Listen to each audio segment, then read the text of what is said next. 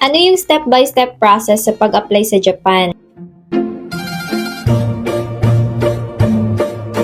Hi, ako si Jackie at mag-6 na taon ng OFW sa Japan. Ano nga ba yung step-by-step process sa pag-apply sa Japan? Una, you must be a passport holder. Pangalawa, maghanap ka ng mga legit na agency na pwede mong applyan.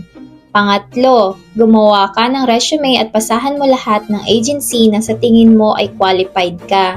Pang-apat, while waiting for the Japanese interview, mag-comply ka na din ng ibang requirements na kinakailangan sa pag-abroad. Pang-5, prepare for self-introduction in Japanese or Jiko Shokai.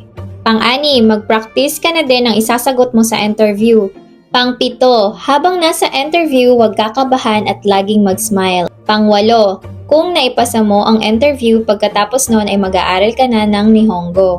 Pang-9, while studying Japanese, stay fit and healthy para di ka bumagsak sa medical. 10, after schooling ay magme-medical ka na at magpapasa ng mga documents for visa processing.